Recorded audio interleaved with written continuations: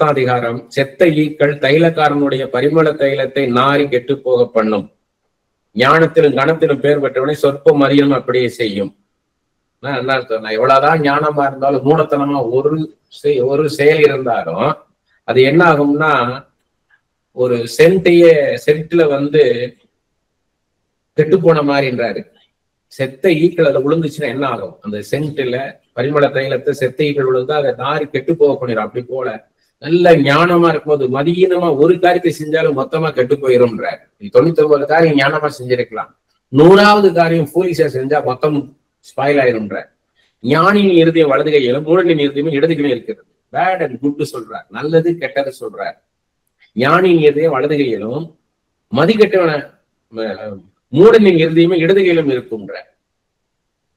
ஞானியின் இருதயம் வலது கையில நல்லதா இருக்கும்ன்ற, மூடனுடைய இருதயம் கெட்டதுதான் அப்படின்றாரு. மூடன் வழியிலே நடக்கிற போதும் மதிக்கெட்டவனாய் இருக்கிறான். தான் மூடன் என்றவன் எல்லாருக்கும் சொல்லுகிறான். அவன் செய்யறது பேசுறது எல்லாமே ஃபூலிஷா இருக்கும். அது யாரும் சொல்ல தேவையில்லைன்றார். பெரிய காரியம் கிடையாது, ஆழமான காரியம் கிடையாது. நம்ம பேசுறது செய்யற பார்த்தாலே ஃபூலிஷ்னஸ் தெரியும்ன்றார். அதிபதியின் கோபம் உண்மையில் எழுப்பினால் உன் ஸ்தானத்தை விட்டு விலகாதே, இணங்குதல் பெரிய குற்றங்களை அமர்த்தி போடும். உங்க மேல இருக்கிற சுப்பீரியர் கோவப்பட்டாருன்னா அமைதியா இருக்கின்றார். அதுக்கு எதிராக நீ எதுவும் பேசாத. உன் பக்கம் நல்லதே இருந்தாலும் அதை நியாயப்படுத்தி பேசாத, அமைதியா இருக்கின்றார். இணங்குதல் பெரிய குற்றங்களை அமர்த்தி போடுன்றார். அப்ப என்னன்னா, பின்னாடி அவன் ரியலைஸ் பண்ண ஒப்பார் ஆண்டவர்ன்றார். அவருக்கு மேல ஒரு எஜமானன் இருக்கிறார்ன்றார். அவன் உனக்கு சுப்பீரியர் கிடையாது, நான் தான் உனக்கு எஜமானன்ற. நீ அவன்கிட்ட மோதாதன்ற, அமைதியா நான் பொறுப்படுத்திக் கொள்வேன்ற. உன் ஸ்தானத்தை விட்டு விலகாத, நீ எங்க இருக்க அங்கேயே இரு. உடனே ரிசைன்மெண்ட் ஓடுறேன் வித்ட்ரா பண்ணாத, அந்த இடத்தை விட்டு ஓடாத, நில்லு, நான் உனக்கு நீதி செய்வேன்ற. நான் சூரியனிடத்திலே கண்ட ஒரு தீங்குண்டு, அது அதிபதியினிடத்திலே தோன்றும் தப்பிதமே. அதிகாரத்தில் இருந்தாலும் தப்பிதம் செய்வாங்கன்ற. மூடர் மகா உயர்ந்த நிலையில் வைக்கப்படுகிறார்கள், சீமானோட தாழ்ந்து உட்கார்ந்து இருக்கிறார்கள். ஏற்கனவே நம்ம பார்த்தோம், பெரிய ராஜாவை இருக்கிறவன் ஜெயில கிடக்கிறான், ஏழையா இருக்கவன் சாதாரண பணக்காரன் ஆகிடுறான், திடீர்னு பணக்காரன் ஆகிடுறான். இதெல்லாம் நடக்குதுன்னு பார்த்தோம். அதான் சொல்றேன், ஒருத்தன் ஃபூலிஷா இருக்கிறான், அவன் பார்த்தா பெரிய ஹை பொசிஷன்ல இருக்கிறான்.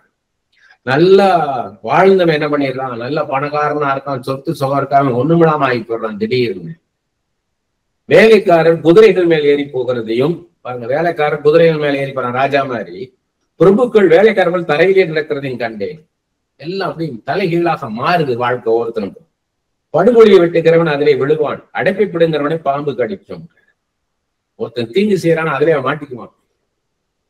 அடைப்பை பிடுங்கிறவனை பாம்பு கடிக்கும்ன்ற. ஒரு இடத்துல அடைப்பு இருக்கிறத எடுத்தானா அவனை பாம்பு தீண்டுன்றார்.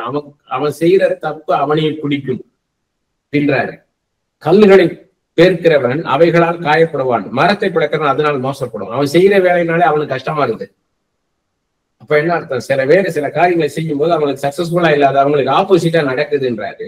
இருப்பு ஆயுதம் மழுங்கலாய் இருக்க அதை ஒருவன் தீட்டாமல் போனால் அதிக பலத்தை பிரயோகம் பண்ண வேண்டியதாகும். ஒரு கத்தினா ஷார்ப்பா இருக்கணும், ஷார்ப்பா இல்லைன்னா பல மணி நேரம் வெட்டிக்கிட்டு இருக்கணும். அதை ஷார்ப்பா இருந்தா ஒரே வெட்டில சரியா போயிடும். ஷார்ப் இல்லைன்னா திரும்ப திரும்ப வெட்டிக்கிட்டு இருக்கணும்.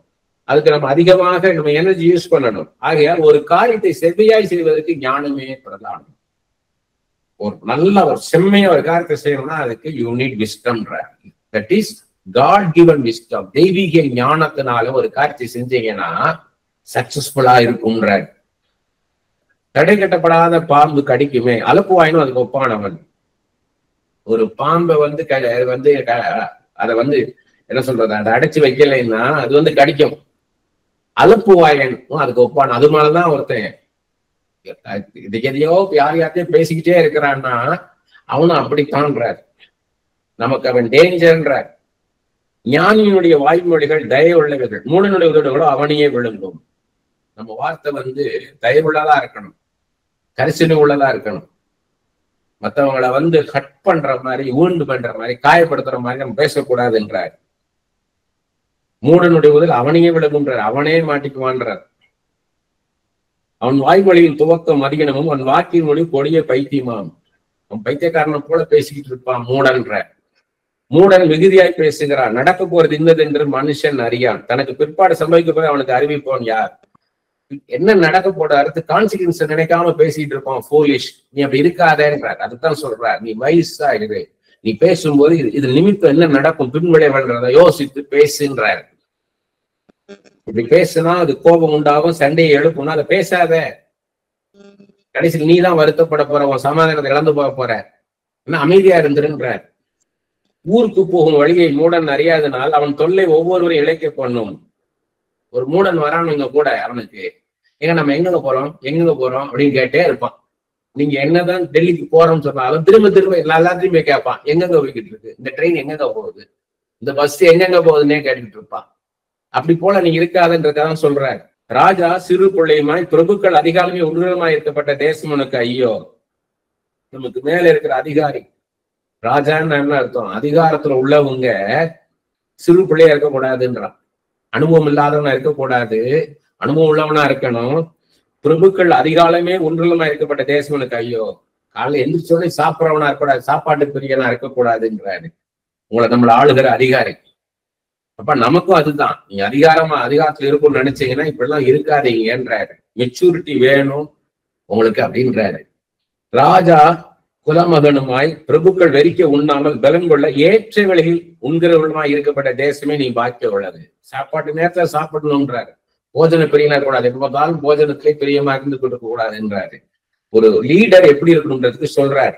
மிகுந்த சோம்பலினால் மேல் பச்சு பழுதாகும், கைகளின் நிகழ்வினாலே வீடு ஒழுக்காகும். ஒருத்தர் சோம்பேறியா இருந்தான்னா அது ஒழுகிற வீடு மாதிரி இருக்கும். நீ சுறுசுறுப்புலவனா இருக்கு, உன் வாழ்க்கையை கட்டுன்றார். வீட்டை பத்தி ஒரு பேசல, இவர் வாழ்க்கையை சொல்றார். நீ அலர்ட்டா இருந்து உன் வாழ்க்கையில எல்லாமே செட் பண்ணிட்டு செய்ய, பிளான் பண்ணி நல்லா செய்யின்றார். என்னென்ன செய்யணுமோ அதெல்லாம் நீ செய்யி. நீ சோம்பேறியா இருந்தேன்னா வீடு ஒழுகுறது மாதிரி உன் குடும்பம் ஒழுகுன்றார். விருந்து சந்தோஷத்துக்கு என்று செய்யப்படும், திராட்சை ரசம் ஜீவன் உள்ளவரை கழிப்பாக்கும், பணம் எல்லாவற்றுக்கும் உதவுன்றாரு. விருந்து சந்தோஷத்தை தரும், அதே மாதிரி திராட்சை ரசமும் என்ன பண்ணுவோம், இதனால கழிப்பாக்கும். அதனால பணத்தை அதுக்காக செலவழிக்கணும். பணம் உதவும், எல்லாவற்றையும் உதவும். ஆனா அந்த பணத்தை நம்பி வாழாத. குசிச்சு குடிக்கிறது ஆண்டவர் தான் உனக்கு குசிச்சு குடிச்சு நல்லா இருக்க ஒப்பாருன்னு ஏற்கனவே பார்த்தோம். நம்ம பணம் நம்மளுக்கு தேவை, நம்ம தேவைகளை சந்திக்க, அன்றாட தேவைகளை சந்திக்க பணம் அவசியம். அந்த பணத்தை கர்த்தர் தான் தருவார். நம்ம பணத்தை சம்பாரிச்சு வாழ்ந்ததுனால அது கர்த்தருடைய அனுகிரகம் வேணும் ஏற்கனவே பார்த்திருக்கோம். ராஜாவை உன் மனதிலும் நிந்தியாதே, ஐஸ்வர்யவானே உன் படுக்கையில் நிந்தியாதே. ஆகாயத்து பறவை அந்த சத்தத்தை கொண்டு போகும், செட்டைகளோட அந்த செய்தியை அறிவிக்கும். ரகசியமா யாரை பத்தி பேசாத. அதிகாரத்தில் உள்ளவங்களை பத்தி யாரை பத்தி என்ன பண்ணாத, நீ பேசாத. அது எப்படியோ அவங்களுக்கு போய் சேர்ந்துரும். அதனால அது எதுக்கு தேவையில்லாத கண்ணியில நீ மாற்ற. பேசாத, யாரை பத்தி யார்கிட்ட பேசாதன்றார். ஏற்கனவே நம்ம பார்த்தோம், உன் வார்த்தைகள் சுருக்கமா இருப்பதாக. நீ ஆண்டவர் சன்னிதானத்துல நிக்கிற, எப்பவுமே ஆண்டவர் பார்த்துக்கிட்டு இருக்கிறாரு, ஆண்டோடைய சன்னிதானத்துல நிக்கிற நினைச்சு பேசி ஏற்கனவே பார்த்தோம். நம்ம 11ஆம் அதிகாரம், உன் ஆகாரத்தை தண்ணிகள் மேல் போடு, அநேக நாட்கள் பின்பு அதன் பலனை காண்பாய். 7 பேருக்கும் 8 பேருக்கும் பங்கிட்டு கொடு, பூமியின் மேல் என்ன ஆபத்து நேரம் உனக்கு தெரியாது. உனக்கு என்ன முடியுமோ அதை என்ன ஏழைகளுக்கு நீ கொடு. சொல்ல தண்ணிகள் மேல போடுன்னு என்ன அர்த்தம்? மீனுக்கு போடுறது மாதிரி. மீனுக்கு என்ன எண்ணி போட மாட்டாங்க. பொறி போடும் போது, மீனுக்கு ஆகாரம் போடும்போது 1 2 4 அங்க 4 போட மாட்டாங்க, அப்படி எடுத்து போடும். அப்படி போல நீ என்ன பண்ணு, ஏழைகளுக்கு கொடு. 7 பேருக்கும் 8 பேருக்கும் பங்கிட்டு கொடு. பூமி மேல என்ன ஆபத்து உனக்கு அடுத்து என்ன நடக்கணும் தெரியாது. இப்ப இருக்கும்போது என்ன கொடுக்கணுமோ கொடு. அடுத்து உனக்கு கையில கிடைக்கவே கிடையாது. இப்ப இருக்கிறத நீ கொடு, அநேக நாட்கள் அந்த பலனை காண்பாய் அர்த்தம். அவர் கொடுப்பார், அந்த பலன் அவர் கொடுப்பேன்றாரு. மேகங்கள் நிறைந்திருந்தால் மழையை பூமியின் மேல் பொழியும், மரமானது தெற்கே விழுந்தாலும் வடக்கே விழுந்தால் விழுந்த இடத்திலே மரம் கிடக்கும். பணம் தேவைகளை சந்திக்கும் என்பது தவறான கருத்தா? பணம் இருந்தா நம்மளுக்கு பாதுகாப்பு அப்படின்னு நினைக்காதுன்றார். கர்த்தர் தான் உன்னை பாதுகாக்க முடியும், பணம் பாதுகாப்பு தராது. பணம் உதவும், ஆனா பணம் உன்னை பாதுகாப்பு தராது. கர்த்தருடைய ஸ்தானத்துல பணம் இருக்க வைக்க முடியாதுன்றார். ஏன்னு கேட்டீங்கன்னா, நிறைய இடத்துல கரப்ஷன் இருக்கிறத நீங்க பாப்பீங்க. நிறைய இடத்துல கரப்ஷன் இருக்கும். அந்த கரப்ஷன் நீங்க பார்க்கும்போது உங்களுக்கு அதிர்ச்சி ஆயிரும். பணம் தான் கரெக்ட் பண்ணுதுன்ற பண ஆசை தான் தீமையின் வேர்னு சொல்லி பவுல் சொல்றார். அதனால பணத்தை நம்பி இருக்காதுன்ற. இங்க என்ன சொல்றாரு கேட்டீங்கன்னா, இந்த 11ஆம் அதிகாரம் முதல் 5 வசனத்தை சேர்த்து படிச்சோம்னா உங்களுக்கு ஈஸியா புரியும். 3 வசனம் நான் படிச்சேன். காற்றை கவனித்திருக்கிறவன், காற்றை விதைக்க மாட்டான், மேகங்களை நோக்கிறவன் அறுக்க மாட்டான், ஆவியில் வழிகிறது என்றும் தற்போது வைக்கிற எலும்புகள் உருவாகுவதில் இன்னதென்று நீ அறியாதற்கு போலவே எல்லாவற்றையும் செய்கிற தேவனுடைய செயல்களை நீ அறியாய். என்ன சொல்றாங்க கேட்டீங்கன்னா, லைஃப்ன்றது ரிஸ்க் உள்ளது. ரிஸ்க் பிளஸ் ஆப்பர்ச்சுனிட்டி, இந்த ரெண்டும் சேர்ந்ததுதான் லைஃப். இதுல ஒரு கேரண்டியும் கிடையாது. அதான் சில சமயம் மேகங்கள் இருந்தா மழை வந்துடும் நினைக்கிறோம். மரம் விழுந்து போச்சுன்னா அப்படிதான் கிடக்கும்ன்றது. இதெல்லாம் ஃபேக்ட் நம்ம பாக்குறோம். காற்றை விதைக்க மாட்டான். காத்து வருதுன்னா விதைக்க முடியாது, ஏன்னா பறந்து போயிடும் எல்லாமே. மேகங்களை நோக்க அறுக்க மாட்டான் அப்படின்னு அந்த மழை வரப்போகுதுன்னா என்ன பண்ண, அந்த நேரத்துல போய் அறுக்க முடியாது. சூழ்நிலை அதுக்கு சாதகமாக இல்லைன்ற இதெல்லாம் சொல்றார். அப்ப அதுக்கு என்ன சொல்றான்னு கேட்டீங்கன்னா, லைஃப்ல நோ கேரண்டிஸ் நமக்கு. நீங்க செய்யற வேலை இந்த இடத்துல நல்லா வந்துடும், ஃபேவரா இருக்கும் அப்படின்னு சொல்ல முடியாது, ப்ரிடிக்ட் பண்ண முடியாதுன்றத சொல்றாரு.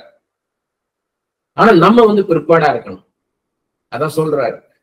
ஊட்டிக்கு போறீங்க, ஆண்டவரே எனக்கு பயணம் ஸ்மூத்தா இருக்கணும் ஆண்டவரே, எங்களுக்கு உங்களுடைய பிரயாணம் நம்மளுக்கு நல்லா சுகமா இருக்கணும் அப்படின்னு ஹேர்பின் பெண்டெல்லாம் எடுத்துருவாரா? இல்ல, அந்த ஹேர்பின் பெண்டெல்லாம் இருக்கும், எத்தனையோ வளைவுகள், அது எத்தனைன்னு தெரியல.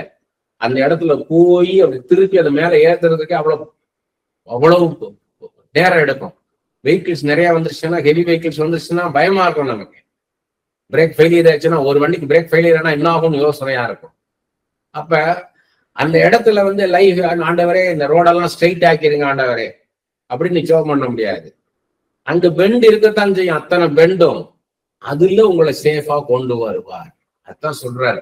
இத அங்க நீங்க அதுக்கேற்ற மாதிரி நீங்க என்ன பண்ணிடாதீங்க, உங்களை பணத்தை சேர்த்து வச்சுக்கணும் அப்புறம் பாதுகாப்பு இருக்கணும்னு நினைக்காத. கர்த்தர் தான் உன் வாழ்க்கையை உன்னை நடத்த முடியும். உன் பணம் உனக்கு உதவாதுன்ற, உன் பணம் உன்னை பாதுகாக்காது, சுகம் தராது. ஏற்கனவே பார்த்தோம் நம்ம. கர்த்தர் தான் உனக்கு சுகம் தர முடியும், கர்த்தர் தான் உன்னை பாதுகாக்க முடியும். கர்த்தரை சார்ந்து கொள்ளுன்றார், கிரியேட்டர். மணி கர்த்தராக முடியாது, அதை புரிஞ்சுக்கோன்றாரு. நம்ம லைஃப் இஸ் அன்சர்டன், நம்மளால என்னென்ன முடிவு பண்ண முடியாதனால நம்ம எதையுமே செய்யாம இருக்கக்கூடாது. நம்ம கைக்கு எது நேரிடுகிறதோ அதை செய்யணும்னு நம்ம ஏற்கனவே பார்த்தோம். நம்ம அதே மாதிரி waiting for the perfect conditions, அதாவது காற்றை கவனிக்க விதைக்க மாட்டான், மேகை நோக்கம் அறுக்க மாட்டான் அப்படின்றத என்ன சொல்றாருன்னா, நீங்க எது ஒரு பெர்ஃபெக்டா எல்லாம் வரட்டும், கண்டிஷன்ஸ் எல்லாம் எனக்கு சூழ்நிலையெல்லாம் நல்லா எனக்கு சௌகரியமா வரட்டும், அப்ப நான் செய்யறேன்னு உட்காந்துருக்காங்க. நீ எதை செய்யணும் அதை செஞ்சுக்கிட்டே இருன்றார்.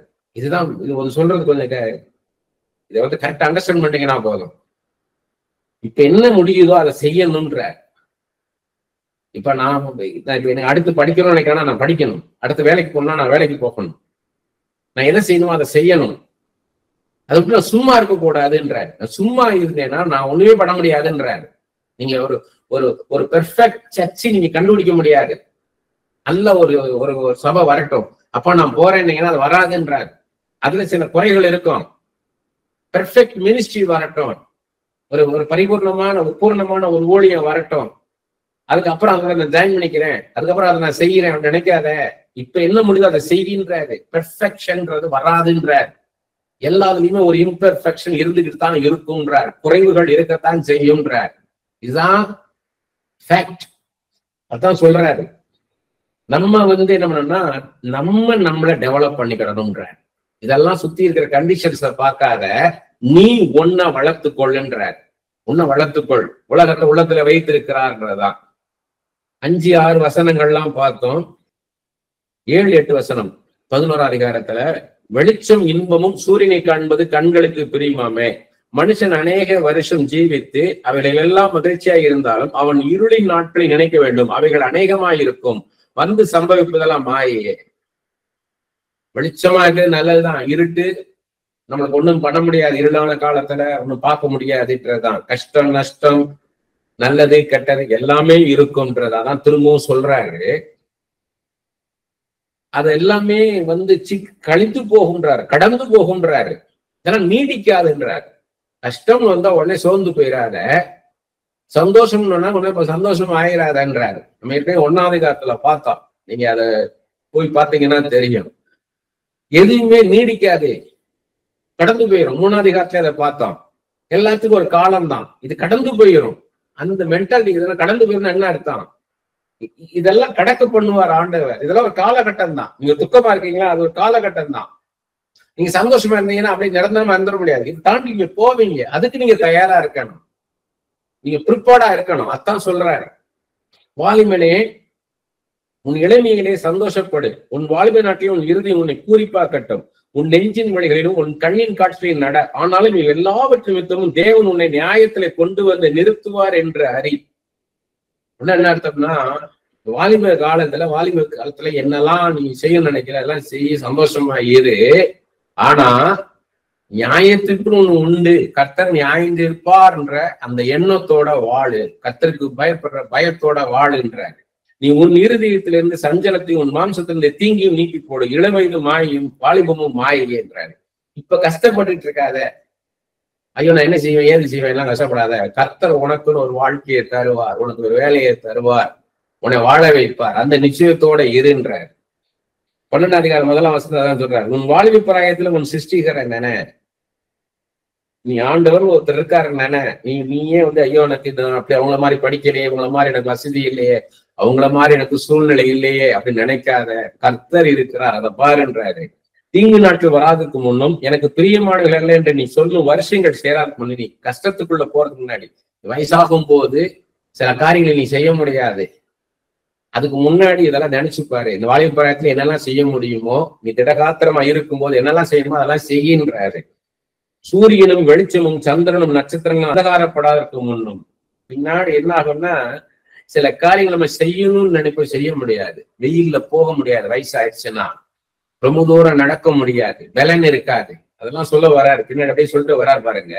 மழைக்கு பின் மேகங்கள் திரும்ப திரும்ப வராதற்கு முன்னும், வீட்டு காவலாளிகள் தள்ளாடி பலசாலிகள் கூணி போய், இயந்திரம் அரைக்கிறவர்கள் கொஞ்சமானதினால் ஓய்ந்து, பலகடை வழியாய் பார்க்கிறவர்கள் இருண்டு போகிறதுக்கு முன்னும், இயந்திர சத்தம் தாழ்ந்ததினால் தெருவாசலின் கதவுகள் அடைபட்டு குருவின் சத்தத்துக்கும் எழுந்திருக்க வேண்டியதாகி கீதவாத்திய கண்ணிகள் எல்லாம் அடங்கி போகிறதுக்கு முன்னும்.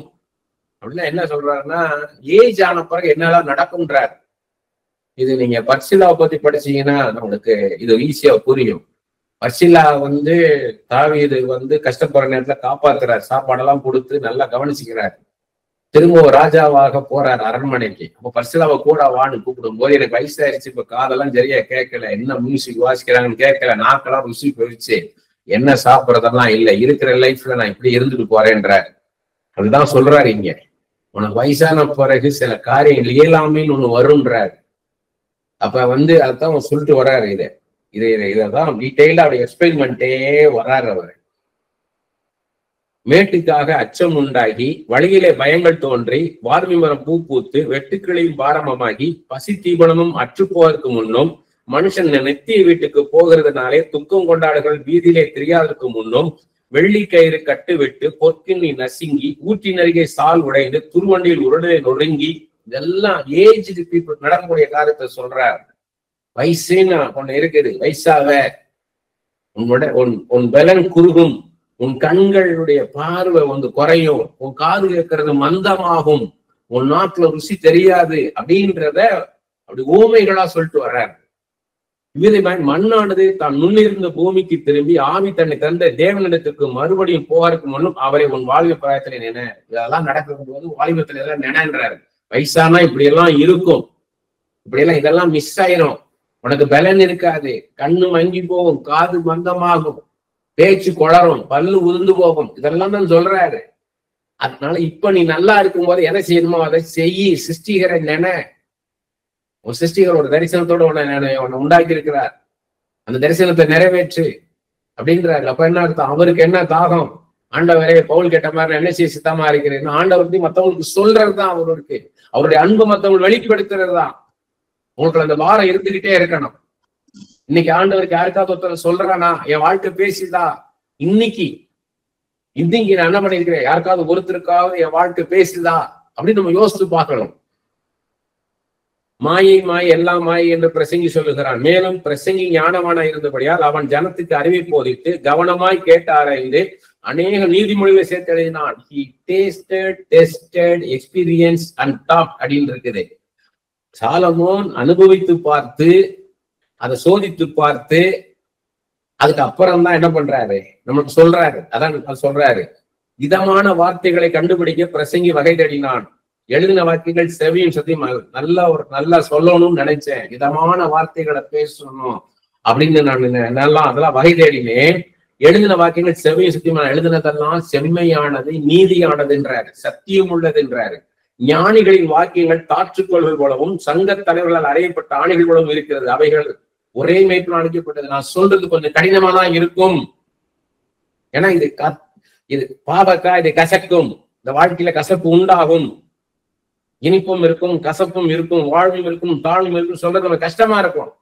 ஏன்னா நல்லது சொல்லும் போது நம்ம நினைப்போம், நல்லது செய்யும்போது நான் தான் செஞ்சேன், கெட்டது நம்ம ஏன் கர்த்தர் எனக்கு இப்படி செய்யறாருன்னு. அதான் சொல்றாரு, டோன்ட் பிளேம் காட். எனக்கு இது நல்லதா எனக்கு நடக்கும் போது நான் செஞ்சேன், அதனால நல்லது நடக்கும், நான் நல்லது செஞ்சேன். கெட்டது நடக்கும் போது இது கர்த்தர் நீங்க அப்படி கஷ்டப்படுத்துறாருன்றது இல்ல.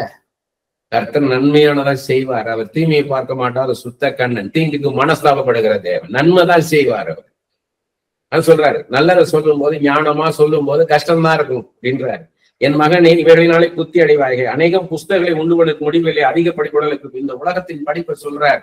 இந்த உலகத்தை குறிச்சு நீங்க உலகத்தில் உள்ள அத்தனை புஸ்தகங்கள் படிச்சாலும் அது உலகத்தில் உள்ள கஷ்டத்தையும் நஷ்டத்தையும் கரப்ஷனையும் லஞ்சத்தையும் லஞ்ச ஊழலை பத்தியும் சொல்லும் போது உங்களுக்கு கஷ்டமா இருக்கும், உங்களுக்கு இழைப்பை தரும்ன்றார், சோர்வை தரும்ன்றாரு. காரியத்தின் கடைத்தொகையை கேட்போமாக, தேவனுக்கு பயந்து அவர் கற்பனைகளை கைக்கொள், எல்லா மனுஷங்களும் விழுந்த கடமை இதுவே. கர்த்தருக்கு பயந்து அவர் சொல்ற மாதிரி வாழுன்றாரு. ஒவ்வொரு கிரியையும் அந்தரங்கமான ஒவ்வொரு காரியத்தையும் நன்மையானால் தீமையானும் தேவன் நியாயத்தில் கொண்டு வருவார். கர்த்தர் கடைசியில் நீதி செய்வார். அதனால இப்ப நடக்கிறதெல்லாம் பார்த்துட்டு நீ சோர்ந்து போகாத, ஒண்ணு சுற்றி நடக்கிறதோ உனக்கு நடக்கிற காரியத்தையும் பார்த்து என்ன பண்ணிடாத, சோர்ந்து போகாத. கர்த்தர் நீதி செய்வார், நல்ல தேவன் நல்லது செய்வார்ன்றாரு. அதான் அவர் சொல்லிட்டே வராரு. இவ்வளவு நம்ம வாழ்க்கை ஒரு ஷார்ட் லைஃப், அதுக்குள்ள நம்ம ஞானமா வாழணும். கர்த்தர் இல்லாத வாழ்க்கை நம்ம வாழும் போது அது தனிமையா இருக்கும், கசப்பா இருக்கும். நம்ம அதாவது என்ன சொல்றது, நம்மளுடைய முதுமை நமக்கு தடையாயிடக்கூடாது. நீங்க முதுமையான பிறகு எல்லா காரியம் செய்ய முடியாது. இளமையா இருக்கும் போதே என்னென்ன செய்யணுமோ அதை செய்யுங்கன்றாரு. ஆனா எட்டர்னல் வேல்யூன்னு ஒண்ணு இருக்குது, அதை யோசித்துக்கோங்க. இப்ப நீங்க செய்யறதுனால உடனே உங்களுக்கு பலன் வரலாம்னு சோர்ந்து போகாதீங்க. கர்த்தர் உங்களுக்கு பலன் தருவார், இம்மையும் தருவார், மறுமையிலும் தருவார். நிறைய பேர் நினைக்கிறாங்க பரலோகத்துல போகும்போது நமக்கு நன்மை கிடைக்கும். இல்ல, இம்மையிலேயே நூறத்தனையான பலனை உங்களுக்கு தருவார், மறுமையில நித்திய ஜீவனை தருவார். அதனால ஒரு இடத்துல சொல்றாரு ஆண்டவர், பெற்றோர் திராட்சை காய்களை திம்பாங்க, பிள்ளைகளுடைய பல்லு பூசும். அப்புறம் சில வாக்கு திட்டங்கள் ஆண்டவர் சொன்ன நிறைவேற காலம் சொல்லி இல்ல, சீக்கிரத்துல இப்பவே நிறைவேற்றுவேன்றார். அது உடனே செய்வார். அது அந்த நிச்சயம் நமக்கு வேணும்.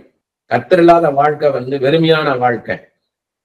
அதை நம்ம கர்த்தரை முதல்ல தேடணும். கர்த்தரை தெரிஞ்சுக்கிட்டீங்கன்னா அவர் பார்வையில வாழ்க்கையை பார்க்கும்போது உங்களுக்கு எல்லாமே நல்லதா தான் செய்யும். மற்ற புஸ்தகம்லாம் இந்த உலகத்தை பத்தின புஸ்தகம் தான். ஆனா வேதம் மாத்திரம் தான் இந்த உலகத்தை பத்தி இருக்குது, பரலோக பத்தி, இதுக்கு அடுத்து உள்ள பரலோக வாழ்க்கை குறித்து இருக்கிறது. அதனால வேதம் மேலானது. நோயிங் காட், அதான் சிங்கிள் பர்பஸா இருக்கணும்ன்ற அது ஃபுல்லா சம்மப் பண்றாரு. கடைசியா கர்த்தரை அறிந்து கொள்ளுன்றார், அதுவே உன் நோக்கமாக இருக்கட்டும்ன்றார். அப்படி இருக்கும்போது என்ன ஆகும் கேட்டீங்கன்னா, உங்க வாழ்க்கையின் நோக்கத்தையும் அர்த்தத்தை நீங்க தெரிந்து கொள்ளலாம்ன்றார். இந்த உலகத்துல துன்மார்க்கம், அநீதி, மூடத்தனம் இருக்கலாம், ஆனாலும் நம்ம கர்த்தர் மேல விசுவாசம் வேணும்ன்றார். இது எல்லாத்துக்கும் அப்பாற்பட்டு கர்த்தர் எனக்கு நீதி செய்வார்ன்ற அந்த நம்பிக்கை வேணும். அதனால என்னன்னா எல்லாருக்கும் நியாய தீர்ப்பு உண்டு. அதனால தீமை செய்கிறவர்களை பார்த்து சோர்ந்து போகாதுன்ற சில பாயிண்ட்ஸ் சொல்றேன். கர்த்தர் இல்லாமல் சுயமாய் செயல்படுவது வீணானது. இரண்டாவது, கர்த்தரை முதலில் வைக்க வேண்டும் நம்ம வாழ்க்கையில. மூணாவது, கர்த்தர் நல்லதையே நமக்கு பரிசாக தருவார். நாலாவது, கர்த்தர் நல்லது கெட்டது எல்லாத்தையும் நியாயத்துல கொண்டாந்து நிறுத்துவார். அஞ்சாவது, கர்த்தர் நீதிமானுக்கு நல்லதுதான் செய்வார். கர்த்தர் இலவசமாய் தருவதை பெறுவதற்கு மனுஷன் எவ்வளவாக போராடுகிறான். விசித்திரம். இதான் சாலமன் சொன்னது. விசித்திரமா இருக்கும். அவர் ஃப்ரீயா நம்ம கொடுத்த வாழ்க்கைய நம்ம வாழ்றதுக்கு போராடிட்டு கிடக்கிறோம். சந்தோஷமா வாழணும். நான் பாசிட்டிவ் மைண்ட சொல்லக்கூடாதுன்ற. பாசிட்டிவ் மைண்ட்ன்றது வேற, ஃபெய்த் இன் காட்ன்றது வேற. பாசிட்டிவா பாருங்க, பாசிட்டிவா பேசுங்கன்னு வாங்க. நிறைய அதனால பைபிளை படிக்காம பாசிட்டிவா பேசிட்டு இருப்பாங்க. அது ஒரு பிரயோஜனம் கிடையாது. ரியாலிட்டி, இதுதான் ரியாலிட்டி, இதுதான் வாழ்க்கைன்றத நம்ம தெரிஞ்சுக்கிடணும். அதோட கர்த்தரை தெரிஞ்சு கொண்டோம்னா இந்த லைஃபை எப்படி நம்மளுக்கு தருவார், எப்படி அதை எடுத்து கொடுக்கணும், அதை எடுத்து கொடுப்பார். அதனால நம்ம எதுக்குமே சோர்ந்து கூட சந்தோஷமா இருக்கணும்.